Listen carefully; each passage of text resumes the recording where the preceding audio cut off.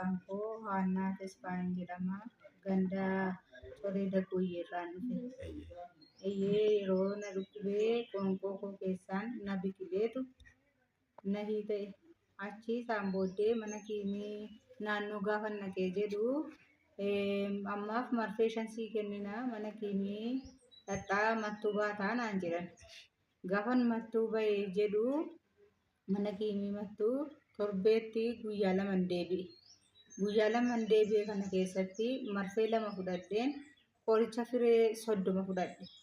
Qoricha firee 30 kana gaafan torbanitti fixeedhu ammas nan deebi'e. Ammas gaafan deebi'eedhu lammee irratti dhiiga koo fuudhanii ilaalanii qoricha firee ammas firee 60 immoo naa kennan. Firee 60 naa kennan kana immoo firee 60 jarri naa kennan kana fudhadhee nan fixe. Ji'attis nan deebi'e. Ammas gaafan deebi'eedhu ammas firee 60 sii kennamaa sii dabalama jedhanii firee 75 immoo naa kennan.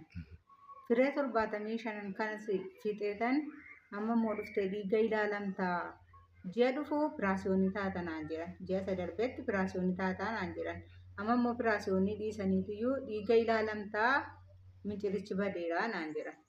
Isaan booddee ituu jalnaan hin jedhiniin dura ji'a tokko hambiseetan gaafa natti cimeedhu hiita'e qoricha isa duraa sanaan hiita'e bahee jennaan raajii bira dhufe. Raajii bira gaafan dhufee jedhu raajiin naa tsallaanii hin badaa hakiimota deemee of ilaalchisi hin jiru siin jedhu naan jedhan. Ishi jedheen galateeffadhee bahee gaafa ni dhugaatti ol deebi'ee dhiiga koo ilaalchisee jedhu qoricha lafa qabnee baasnu hin qabnu micirichi hin jiru badeera. Waan deebituuf hin qabdu naan jedhan. Akka kanatti Waaqayyoo harka isaatiin tola na qaqqabe. Kanaafin dhuga ba'umsa dhufe. Zuurisichitti immoo ammas waan Waaqayyo naaf godhe naaf kennirraas qabadhee dhufee dhugaan ba'a jedhee waadaa galeera. Waaqayyo isin eebbisu.